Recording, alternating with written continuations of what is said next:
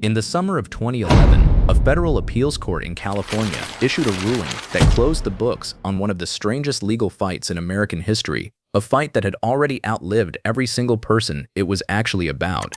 16 years earlier, an 89-year-old Texas oil billionaire had married a 26-year-old model he met dancing at a Houston club. 14 months after the wedding, he was dead. What followed was not a quiet division of an estate. It was a war fought across a Texas probate court, a federal bankruptcy court, a federal appeals court, the United States Supreme Court, and then back down through the lower courts all over again. A legal odyssey that chewed through 16 years, consumed staggering sums in legal fees, and by the time that 2011 ruling finally landed, every single person at the center of the case, the billionaire, his son, and the young widow herself, was already in the ground. And here is the number that makes the entire fight almost impossible to process. After 16 years, after reaching the highest court in the country, after a jury once awarded her hundreds of millions of dollars, the widow's side of the case ended with a final number of zero. Not a discount, not a settlement, zero. So the question worth asking is not who was right and who was wrong, because courts spent 16 years arguing exactly that, without ever fully settling it to everyone's satisfaction. The real question is stranger. How does a dispute this large, over a fortune this enormous, drag on for 16 years and reach the Supreme Court of the United States, when at the center of it there was never a single piece of paper anyone could actually point to? To understand how this happened, you have to start with the fortune itself, and the man who built it, because nobody handed him a Texas oil empire either. He was born in 1905, trained as a lawyer, and spent decades moving through the machinery of the American oil industry in the middle of the 20th century, not as a wildcat prospector striking it rich on a single lucky well, but as an executive, an investor, and eventually a major shareholder building his position patiently across companies tied to the growth of post-war American energy. By the time he reached his 80s, his fortune was estimated at somewhere north of $1.5 billion, a private, closely held pile of oil and gas holdings that had taken most of a working lifetime to assemble, one careful position at a time, without a single dramatic headline along the way. This was not the flashy, self-made wildcatter story you might expect. It was closer to the Rockefeller model in miniature, a quiet, disciplined accumulation of a fortune built to last, run for decades under one steady hand. And for most of that time, there was a clear, obvious heir. His son, a composed and capable businessman, worked alongside him for decades, learning every piece of the empire, running the daily operations as his father aged. Exactly the kind of loyal, well-groomed successor this series has seen succeed before, the way William Henry Vanderbilt once proved himself worthy of the Commodore's trust. By every ordinary measure, the succession here looks settled. One capable heir, decades of hands-on experience, no fragmentation, no rival siblings splitting the loyalty of the founder, none of the fairness paradox that destroyed the Vanderbilt fortune 2 generations earlier. This should have been one of the clean successions in this series, the kind that keeps a fortune whole rather than scattering it. Then, in 1991, when the old man was 86 years old, everything about that clean picture became complicated.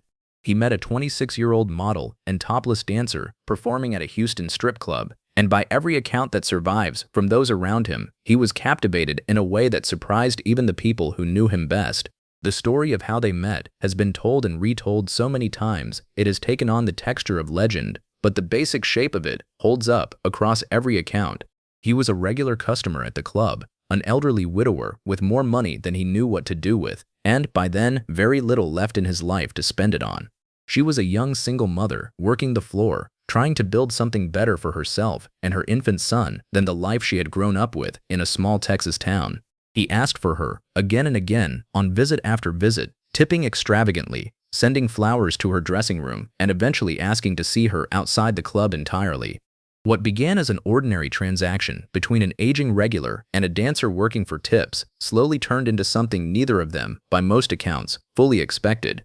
He began courting her in earnest, the way a much younger man might, with dinners, gifts, and long conversations about a life he had built and was now, visibly, running out of time to enjoy with anyone who seemed to want to simply be near him rather than near his money. Whether she felt the same depth of affection back is a question that would later become central to the entire legal fight, argued over by lawyers on both sides for years. But in the moment, by every surviving account, the old man believed absolutely that he had found something real, and he began behaving accordingly, opening every door his fortune could open for her. Their relationship was not, by any measure, ordinary. He showered her with extraordinary gifts, cars, jewelry, and a monthly allowance that dwarfed most American household incomes. And in 1994, 3 years into the relationship, the two of them married. He was 89, she was 26. The gap between them was wider than the gap between most grandparents and grandchildren, and the marriage instantly became a tabloid sensation, exactly the kind of story that made the young bride, under the stage name she had built her career around, one of the most photographed women in America. Here is the detail that matters most for this story, though, the one buried underneath all the tabloid noise. By every account she and her lawyers would later offer in court, the old man had told her, repeatedly and specifically, that he intended to give her half of everything he owned. Not the vague, sentimental promise of a besotted old man, a specific figure, discussed in specific terms, according to her side of the story, somewhere in the neighborhood of half of a fortune worth well over $1 billion. He never put it in writing, not in his will, not in a trust, not in a single legal document anywhere that anyone could later produce in court. 14 months after the wedding, in the summer of 1995, he died. And when his estate was finally opened, his young widow received nothing from it directly. His fortune, as far as any formal document was concerned, belonged entirely to the son, who had spent decades earning it alongside him. This is the moment where the story splits from the fairness paradox pattern that shaped so many earlier episodes in this series. Every other founder here who threatened a clean succession did it through some ordinary act of division, splitting a fortune among too many children out of guilt or love. Here the threat came from somewhere else entirely, a late-life personal choice, a private promise made in conversation rather than concentration or fragmentation on paper at all. The son had done everything right, by every traditional measure. He had earned the trust, run the business, stayed loyal for decades, and none of that mattered to the fight that was about to begin, because the fight was never really about who had earned the fortune. It was about whether a spoken promise, made by a dying man to his much younger wife, could be enforced by a court that had never seen it written down. She sued. The first stop was a Texas probate court, the traditional venue for exactly this kind of estate dispute, and the case dragged through years of testimony about what the old man had said, to whom, and when. But she also took an unusual second path. She had filed for personal bankruptcy in California, and inside that entirely separate bankruptcy proceeding, her lawyers raised the estate dispute as a counterclaim, arguing that the son had wrongfully interfered with the gift she was supposedly promised. A federal bankruptcy judge in California, hearing a case that had almost nothing to do with oil wells or Texas probate law on its face, sided with her, and in the year 2000, awarded her something in the neighborhood of $449 million. For a moment, it looked as though the promise, unwritten as it was, had been vindicated. After all, it did not hold. The son's side appealed, arguing that a federal bankruptcy court in California had no business ruling on a matter that belonged, under a century of legal precedent, exclusively to state probate courts. This is where the fight stopped being simply about money and became, in a very real sense, about the architecture of the American court system itself. There is an old legal doctrine called the probate exception, a rule holding that federal courts generally cannot interfere with matters that belong to state probate proceedings, precisely to prevent exactly the kind of forum shopping this case now represented. Lower federal appeals courts wrestled with the question for years. The award was reduced, appealed again, and the legal fight kept climbing the ladder of the American judiciary, one level at a time, the actual human story of an old man and a young widow, increasingly buried beneath a mountain of jurisdictional argument that had nothing to do with whether the promise itself was ever real. By 2006, the case had climbed all the way to the Supreme Court of the United States, argued under the formal name Marshall versus Marshall. And here is the detail almost nobody expects. The 9 justices were not there to decide whether the old man had actually promised her half his fortune. They were there to decide something narrower and, in its own way, stranger, whether a federal court had the power to hear this kind of claim at all. The argument that reached the nation's highest court was, on its surface, almost dry enough to put a casual observer to sleep, a technical dispute over the exact boundaries of a century-old legal doctrine rather than any dramatic reckoning over love, money, or betrayal. The son's lawyers argued that allowing a federal bankruptcy court to award damages in what was, at its core, a dispute over a father's estate would blow open the probate exception entirely, inviting every disappointed heir in the country to route their family disputes through federal bankruptcy filings instead of the state courts that had always handled such matters. Her lawyers countered that her claim was not really a probate matter at all, but an independent legal wrong, interference with an expected gift that happened to involve a family fortune only incidentally. The justices, famous for splitting along ideological lines on almost every high-profile case that reaches them, did something rare here. They agreed completely, unanimously, 9-0, that the lower courts had been reading the probate exception far too broadly for years, and that her claim could in principle proceed in federal court after all. It was, on paper, a total legal victory, the kind of unanimous Supreme Court ruling most litigants spend entire careers hoping for. But it was a hollow one, in the way that only the law can produce a hollow victory, because the ruling answered only the question of where the fight could happen, not who would actually win it. The court sent the underlying money question right back down to the lower courts to fight out all over again, no closer to a final number than before, the years already spent amounting, in practical terms, to nothing more than winning the right to keep fighting. The case ground on, and then, one by one, the people at its center began to disappear from it entirely. The son, who had spent the better part of a decade defending his father's estate in courtrooms instead of running the business he had inherited, died in 2006, the same year the Supreme Court handed down its ruling, his own side of the fight passing to his estate and his own heirs to continue. And then, in February of 2007, not yet 40 years old, the widow herself died suddenly, her claim to the fortune passing to her infant daughter, an heir who had never met either of the two men whose money this entire war had been fought over. The case did not end with either of their deaths. It simply kept going, argued now by lawyers representing estates, a legal battle that had somehow outlived every one of the three original people it was actually about. Finally, in 2011, a federal appeals court issued its ruling, and this time, it held. The court found that the Texas probate proceedings, which had already run their own separate course and concluded that the old man's will was valid and excluded her entirely, controlled the outcome.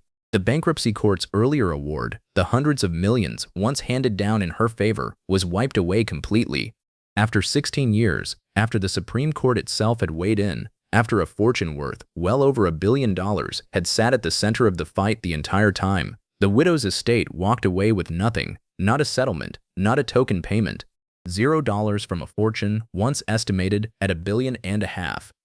Here is the plain, uncomfortable arithmetic underneath the entire 16-year saga. It was never really a fight over money, not in the way this series has usually measured that fight. Every other collapse in this universe involved a fortune that actually moved, split among heirs, diluted across a stock offering, drained by monuments nobody could afford to keep. Here, the fortune barely moved at all. It sat almost entirely where it had always been, in the son's hands and then his own estate's, for the entire 16 years the court spent arguing about it. What actually got consumed, in staggering quantity, was time, attention, and legal fees on both sides, an entire second, invisible fortune spent purely on the process of trying to prove or disprove four spoken words nobody had ever bothered to write down. Both sides spent enormous, difficult-to-total sums, keeping the fight alive across 4 separate courts for 16 years. Teams of lawyers billing by the hour on filings, appeals, depositions, and expert testimony about everything from the value of Texas oil holdings to the precise medical state of an 89-year-old man's judgment in his final months. And the fight never happened quietly, out of public view, the way most estate disputes eventually do. It played out for years in the full glare of the American tabloid press, because the widow at its center had already become, independent of the lawsuit entirely, one of the most photographed women in the country, her image inseparable from the legal filings bearing her name. She went on to build an entire second career largely built around her own fame, a reality television show, magazine covers, public appearances, all of it running in parallel with a courtroom battle that most litigants would have fought in total obscurity.